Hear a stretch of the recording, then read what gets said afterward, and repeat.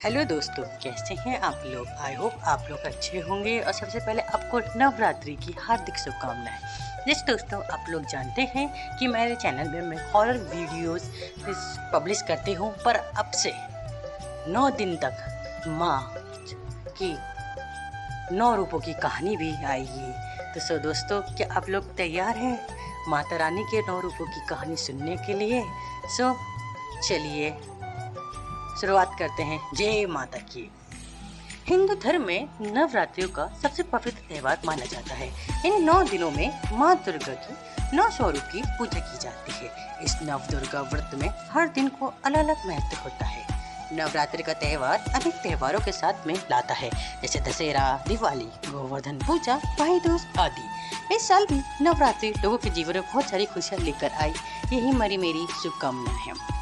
सो दोस्तों, मैं आपको सुनाने जा रही हूँ नवरात्रि व्रत की कथा। एक समय बृहस्पति जी ब्रह्मा जी से बोले, हे ब्राह्मण श्रेष्ठ, चैत्र व अश्विन मास के शुक्ल पक्ष में नवरात्रि का व्रत और उत्सव क्यों किया जाता है? इस व्रत का क्या फल है? इसे किस प्रकार करना उचित है? पहले इस व्रत को किसने किया, सो विस्तार में कहिए। बृहस्पति जी का ऐसा प्रश्न सुनकर ब्रह्मा जी ने कहा, हे बृहस्पति, प्राणियों के हित की इच्छा से तुमने बहुत अच्छा प्रश्न किया है। जो मनुष्य मनोरथ पूर्ण करने वाली दुर्गा, महादेव, सूर्य और नारायण की ध्यान करते हैं, वह मनुष्य धन्य है। ये नवरात्र व्रत संपूर्ण कामनाओं को पूर्ण करने वाला है। इसके करने से पुत्र की कामना वाले को पुत्र, धन की लालसा वाले को धन, विद्या की चाहन वाले को विद्या और सुख की इच्छा वाले को सुख मिलता है। इस व्रत को करने से रोगी मनुष्य को रोग दूर हो जाता है, मनुष्य की संपूर्ण विपत्तियां दूर हो जाती है और घर में समृद्धि की वृद्धि होती है। बंदे को पुत्र प्राप्त होता है, समस्त पापों से छुटकारा मिल जाता है और मन का मनोरथ सिद्ध हो जाता है। जो मनुष्य इस व्रत को नहीं करता, वह अनेक दुखों को भोगता है और कष्ट व रोगों से पीड़ित होकर आगे हिंदा को प्राप्त हो जाता है। उसकी संतान नहीं होती, वे धन से नहीं होता है, भूख और प्यास से व्याकुल घूमता फिरता है तथा संज्ञाहीन हो जाता है। जो सद्व स्त्री इस व्रत को नहीं करती, वे पति सुख से वंचित होना दुखों को भोगती है। यदि व्रत करने वाला मनुष्य सारे दिन का उपवास न कर सके तो एक समय भोजन करे और 10 दिन बंधुओं सहित नवरात्र का व्रत की कथा का श्रवण करे। हे बृहस्पति, जिसने पहले इस महाव्रत को किया, वह कथा मैं तुम्हें सुनाता हूँ, तुम सावधान होकर सुनो। इस प्रकार ब्रह्मा जी का वचन सुनकर बृहस्पति जी बोले, हे ब्राह्मण, मनुष्यों का कल्याण करने वाले इस व्रत के इतिहास को मेरे लिए कहो।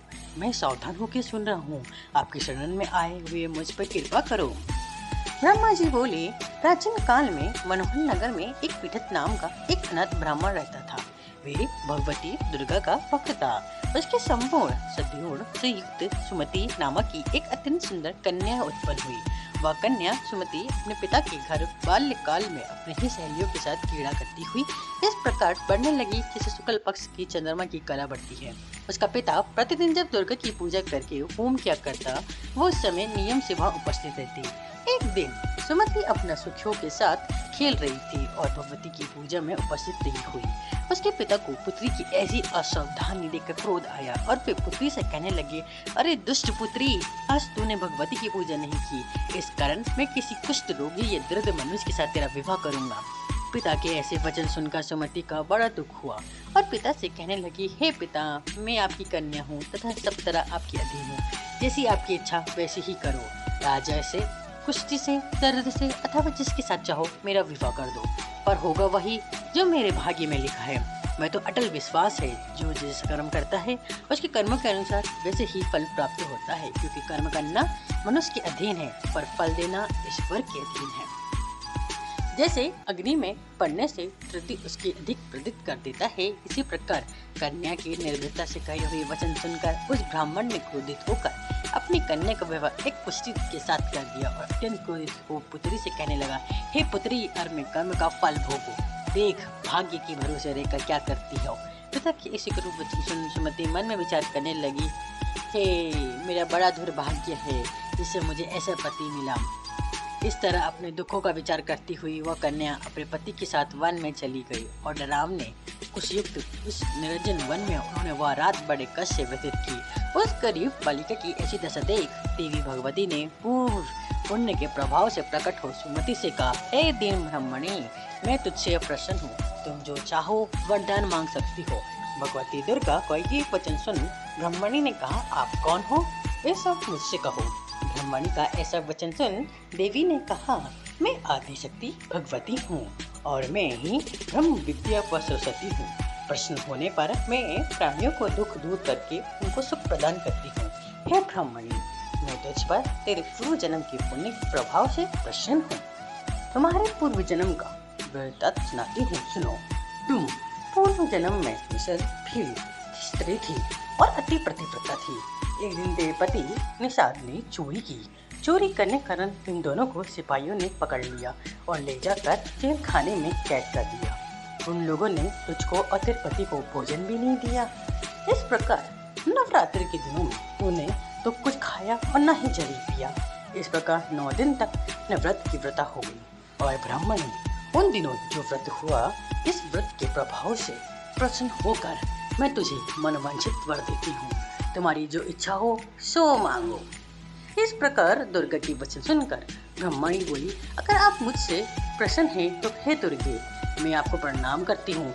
कृपा करके मेरे पति को कोढ़ दूर करो। देवी ने कहा, इन दिनों तुमने जो व्रत किया था, उस व्रत के एक दिन का पुण्य पति के कोढ़ दूर करने के लिए अर्पण करो। उस पुण्य के प्रभाव से तेरा पति कोढ़ से मुक्त हो जाएगा। ब्रह्मा जी बोले।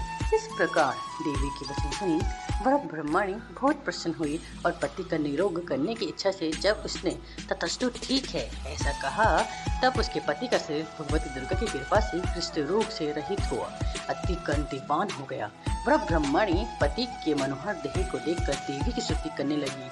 हे दुर्गे, अब दुर्गति हो, दूर करने वाली हो, तीनों लोग को संताप हरने वाली हो, समस्त दुखों को दूर करने वाली हो, रोगी मनुष्य को निरोग करने वाली हो, प्रसन्न होकर मनवांछित वर देने वाली हो और दुष्टों को नाश करने वाली जगत की माता हो। हे अम्बे, मुझे निरपराध अम्बल की मेरे पति की कुष्ठ मनुष्य के साथ विवाह करके घर से निकाल दिया। पिता से तिरस्कृत निर्जन वन में विचार कर रही हूँ। आपने मेरे इस विपदा से उद्धार किया है। हे देवी, आपको प्रणाम करती हूँ, मेरी रक्षा करो। ब्रह्मा जी बोले, हे बृहस्पति, उस ब्रह्मणी की ऐसी सुन देवी बहुत प्रसन्न हुई और ब्रह्मणी से कहा, हे ब्राह्मणी, तेरा उद्यालय नामक बुद्धिमान, धनवान, कीर्तिवान और जितेंद्र पुत्र शीघ्र उत्पन्न होगा। ऐसा वर प्रदान कर देवी ने ब्रह्मणी से फिर कहा, हे ब्रह्मणी, और जो कुछ तेरी इच्छा है वो मांग ले। भगवती दुर्गा का ऐसा वचन सुन सुमति ने कहा कि हे भगवती दुर्गे, अगर आप मुझसे प्रसन्न हैं तो कृपा करके मुझे नवरात्र व्रत की विधि और उसका फल का विस्तार का वर्णन करें। दुर्गा जी ने इस प्रकार ब्रह्मणी की वचन सुनकर दुर्गा ने कहा, ए ब्रह्मणी, मैं तुम्हें संपूर्ण पापों को दूर करने वाले नवरात्र व्रत की विधि बताती हूँ, जिसको सुनने के मोक्ष की प्राप्ति होती है। अश्विन मास के शुक्ल पक्ष के प्रतिपदा से लेकर 9 दिन तक विधि पूर्वक व्रत करें। यदि दिन भर का व्रत ना कर सके तो एक समय भोजन करें। विद्वान ब्राह्मणों से पूछकर घट स्थापना करें और पाटिका बनाकर उसका प्रतिदिन जल से सींचे। महाकाली, महालक्ष्मी, महासरस्वती देवी की मूर्तियां स्थापित करके उनके नित्य विधि विधान से पूजा करें और पुष्पों से विधि पूर्वक अर्घ्य दें। बिजोड़ के फल से अर्घ्य देने से स्वरूप की प्राप्ति होती है। जय फल से देने से कीर्ति, दाग से देने से कार्य की सिद्धि होती है, आंवले से देने से सुख की प्राप्ति और केले से देने से आभूषण की प्राप्ति। इस प्रकार पुष्प व फलों को देने से व्रत समाप्त होने पर 90 दिन यथा विधि हवन करें। खान, घी, गेहूँ, शहद, जौ, तिल, बेल, नारियल, दाग और कदम्ब आदि से हवन करें। गेहूं से होम करने से लक्ष्मी की प्राप्ति होती है। खीर एवं चमचके पुष्प से धन की और बेल पत्रों से तेज व सुख की प्राप्ति होती है। आमले से कीर्ति की और केले से पुत्र की, कमल से राज सम्मान की और दाखों की संपदा की प्राप्ति होती है। खाद, घी, नारियल, शहद, जौ और तिल तथा फलों से होम करने से मनोवांछित वस्तु की प्राप्ति होती है। व्रत करने वाला मनुष्य विधि विधान से होम करके आचार्य का उत्पन्न हर्मता के साथ प्रणाम करे और यज्ञ की सिद्धि के लिए उसे दक्षिणा दे। इस प्रकार बताई हुई विधि के अनुसार जो व्यक्ति व्रत करता है उसकी सब मनोरथ सिद्धि होती है। इसमें तनिक भी संदेह नहीं है। इन 9 दिनों में जो कुछ दान आदि दिया जाता है उसका करोड़ों गुना फल मिलता है। इस नवव्रत व्रत करने से अश्वमेध यज्ञ का फल मिलता है। हे ब्रह्मणी, इस संपूर्ण कामना को पूर्ण करने वाला उत्तम व्रत की तीर्थ मंदिर अथवा घर में विधि के अनुसार करें। ब्रह्मा जी बोले, हे बृहस्पति, इस प्रकार ब्रह्माणी का व्रत की विधि और फल बताकर देवी अंतर्ध्यान हो गई। जो मनुष्य या इस व्रत को भक्ति पूर्वक करता है वह इस लोक में सुख प्राप्त करे अनंत दुर्लभ मोक्ष की प्राप्ति होता है। हे बृहस्पति, ये इस दुर्लभ व्रत का महात्म्य है जो मैं तुम्हें बतलाया है। ये सुनकर बृहस्पति जी आनंद भाव से प्रतिफुल्ल हो गए। ब्रह्मा जी ने कहने लगे, हे ब्राह्मण, आपने तो मुझे अति कृपा से जो मुझे इस नवव्रत व्रत की महत्व बताया। ब्रह्मा जी बोले कि हे बृहस्पति, ये देवी भगवती संगीत संपूर्ण लोगों का पालन करने वाली है। इस महादेवी के प्रभाव को कौन जान सकता है। बोलो देवी भगवती माता की जय। तो दोस्तों, माता रानी के 9 दिन की रूपों की कहानी कुछ इस प्रकार होगी।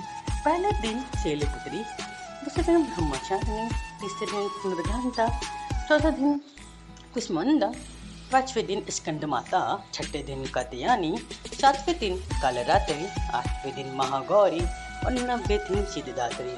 दोस्तों, माता रानी के 9 दिनों की कहानी रोज आएगी। तो कहानी अच्छी लगेगी और सुनने के लिए लाइक करिए, सब्सक्राइब करिए और शेयर करिए।